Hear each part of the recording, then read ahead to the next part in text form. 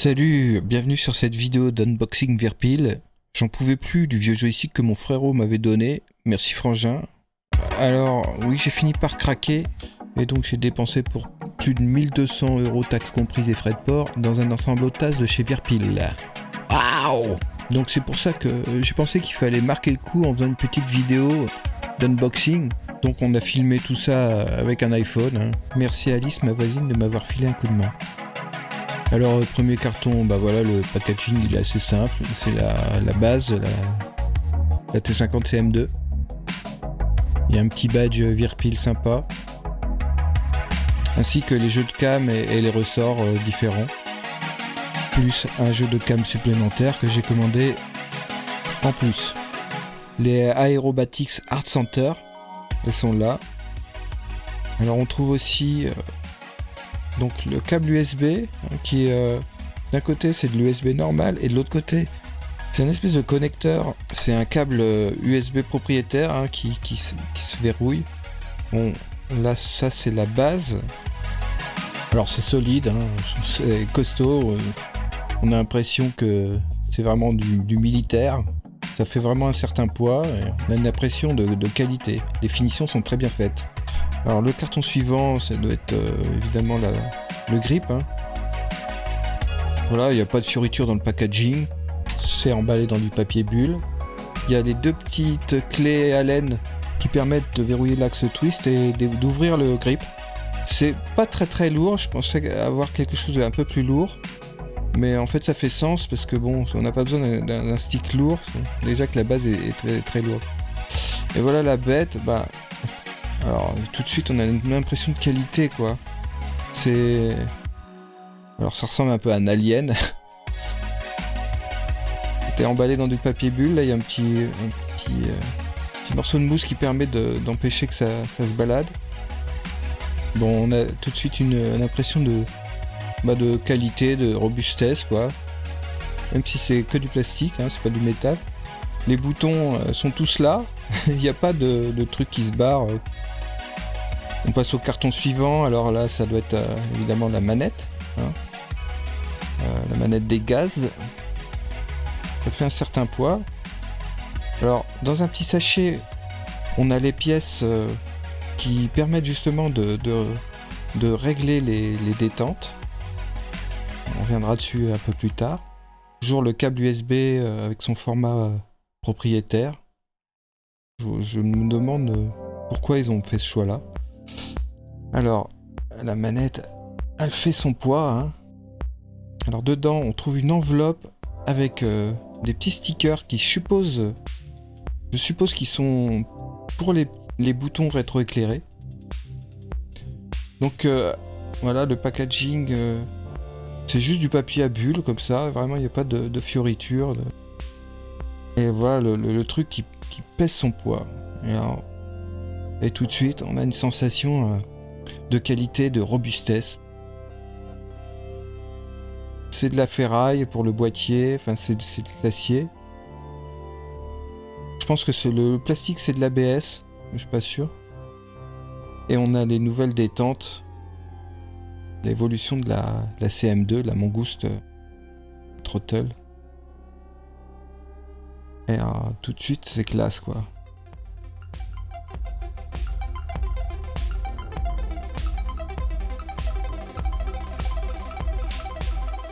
Il y a une certaine résistance, alors je pense que je vais régler la résistance. Je sais que ça se démonte et puis qu'on peut ajuster avec une clé de 10 intérieure la résistance des manettes. Là il y a le bouton, le sélecteur qui était vraiment sur les modèles que j'avais vus sur les autres vidéos YouTube qui faisaient vraiment vieille radio. Et là je suis rassuré qu'ils aient mis un truc vraiment plus sobre, plus noir, plus moderne. Les boutons en acier qui sont vraiment de bonne facture, on reviendra dessus peut-être tout à l'heure. Ces petits switches là on pourrait croire que c'est du plastique et que ça va être fragile, mais non pas du tout, ça donne une impression de solidité.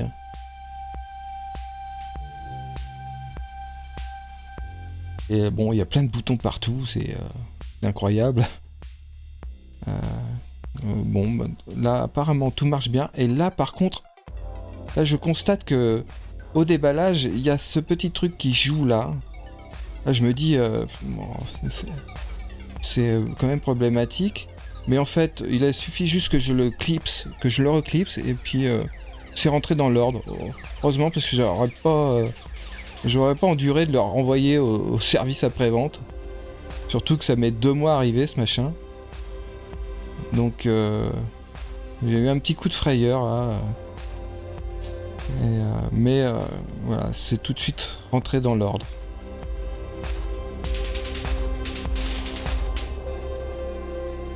Alors le carton suivant, c'est les attaches à mettre sur le bureau. Donc c'est livré aussi dans un carton sans fioriture, avec juste du papier à bulles. Alors 2 petites vis qui je sais pas à quoi elles servent encore. Et donc là tout de suite, on a quelque chose de massif. Le nouveau système de quick release. Ça se retourne, ça se démonte et ça se retourne. Et moi j'ai commandé aussi une extension pour pouvoir donc attacher à ce support la manette des gaz. Ça se fixe sur le support en le vissant. Merci Alice qui a filmé avec l'iPhone. Voilà, j'ai passé peut-être 1 heure à monter tout ça. Hein, et puis on va voir plus en détail à quoi ça ressemble. Bon déjà ça n'a plus rien à voir avec un joystick qu'on pose sur le bureau, hein, c'est sûr. Ah, ça a de la gueule quand même. Alors là, vous avez tous les boutons. Le contrôleur type Xbox. Un bouton 4 positions, plus un appui. Là, c'est 2 positions plus un appui. Un bouton simple. Là, un petit slider analogique avec un point de butée au milieu. De l'autre côté, là, c'est la forêt de boutons. Alors, vous avez un secteur 4 positions, un autre 4 positions. Moi, je vais mettre les aérofreins dessus, je pense. Là, 4 positions aussi, pareil. Et la molette en question, qui va permettre de faire plein de trucs. Et un bouton. Là, il y a encore un bouton bien caché, là, bien au-dessous. C'est super. Alors, de l'autre côté de la manette, il y a un encodeur, des encodeurs qui peut s'appuyer. Donc ça c'est pas un truc analogique, hein, c'est vraiment ça encode comme une molette de souris. Ça peut servir à plein de choses. Moi je pense que je vais mettre ça sur le Mirage 2000, sur le sélecteur de programme.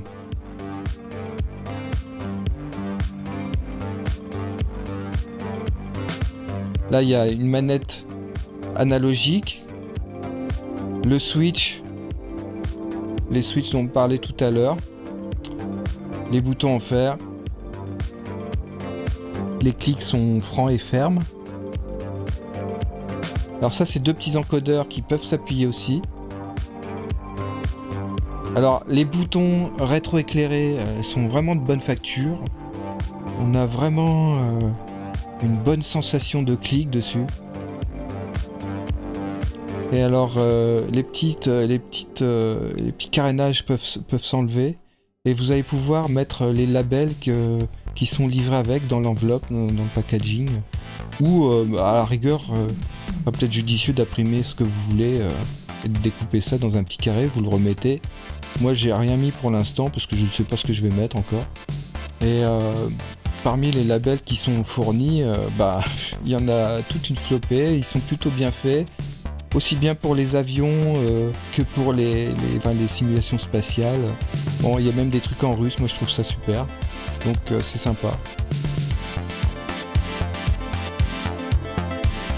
Alors voilà le nouveau système de détente. Hein. Alors moi je les ai déjà montés là, celles que je voulais. Je voulais un arrêt de type Warthog. Ça verrouille en position arrêt. Et il faut actionner les détentes pour enclencher les moteurs. Et pour actionner la post-combustion, il n'y aura plus qu'un cran à sentir, ce qui va permettre de passer la post-combustion rapidement sans avoir à actionner les détentes. Alors les types de détentes, on peut évidemment les combiner entre elles, c'est vraiment sympa. On peut choisir une détente aérobatique, classique plus détente. Un centre au milieu que vous allez pouvoir ajuster. Moi j'ai fait déjà, comme je vous l'avais dit, un mélange. Vous allez pouvoir ajuster physiquement la position du cran que vous allez sentir quand vous allez passer, quand vous allez actionner la manette des gaz. Et ça se règle avec voilà, la petite vis qui est là et la clé Allen qui est fournie avec. Je pense qu'il y a plusieurs youtubeurs en plus qui ont même fabriqué eux-mêmes en impression 3D des détentes personnalisées avec des comportements personnalisés.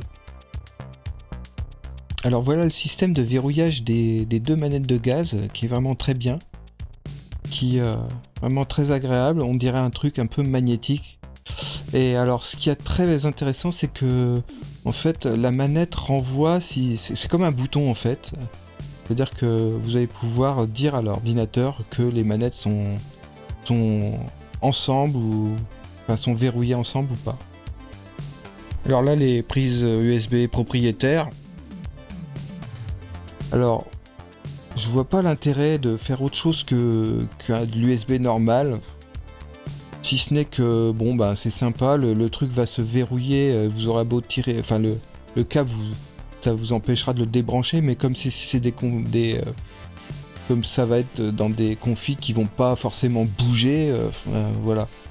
Là, l'ennui, c'est que si vous avez un problème avec votre câble, bah, vous n'allez pas le trouver dans n'importe quelle boutique. Au-dessus, on a des stries sympas qui font un peu arme de poing. Là, je vous montre un peu comment c'est monté. La manette des gaz est tenue par 4 vis que vous avez intérêt à bien serrer parce que vous la serrez pas, ça a tendance à quand vous allez jouer et tout ça, au fur et à mesure des sessions et tout ça, elles vont avoir tendance à se dévisser un petit peu et ça va induire un peu du jeu. Alors le système de quick release est plutôt bien foutu, hein.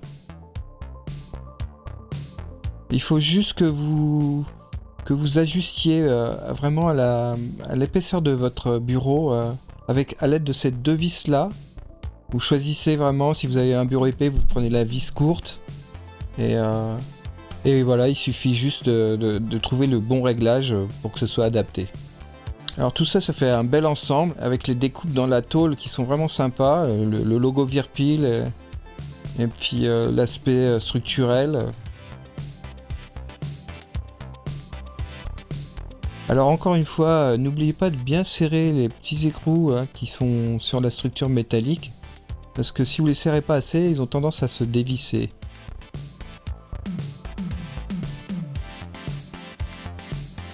Alors la base, elle est fournie avec donc tout un jeu de cam asymétrique, ainsi qu'un jeu de ressorts aussi. Moi j'ai tout de suite installé les ressorts durs et j'ai tout de suite installé le jeu de cam Aviasim Art Center que j'avais commandé en plus. Alors sachez que tout ça, ça baigne un peu dans le gras, hein. Il y a beaucoup de graisse là, les ressorts ils sont vraiment enrobés de graisse. Prévoyez un bon papier de sopalin quand vous allez faire vos montages de cam. Alors là vous voyez les vis de réglage pour compresser les ressorts plus ou moins forts.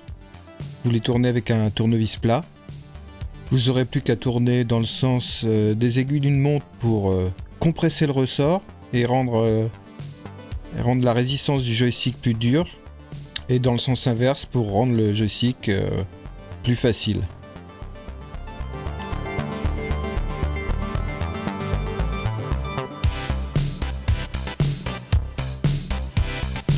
Alors sur le Constellation Alpha, le grip Constellation Alpha, vous avez une double détente. Voilà, une première détente qui a 3 positions, une levée, une intermédiaire et une appuyée. Et il y a la deuxième détente juste derrière qui a 2 crans. Petite remarque, cette gâchette a tendance à remonter dans son premier état un peu trop facilement. Et juste en dessous, vous avez un levier en métal qui se comporte comme un slider. Le petit joystick type Xbox tombe bien juste sous le pouce. A noter aussi qu'il y a une molette type molette de souris qui a deux états de boutons, c'est-à-dire qu'il y a deux push l'un après l'autre. Sur le côté, vous avez aussi un bouton qui a 3 positions, une en haut, une en bas et un push.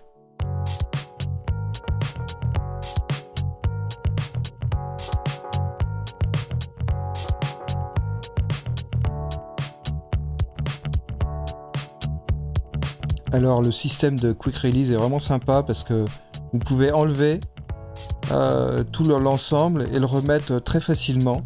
Hop, vous serrez bien et voilà, il n'y a pas de problème. Ah bon, à part mon bureau qui vraiment bouge beaucoup.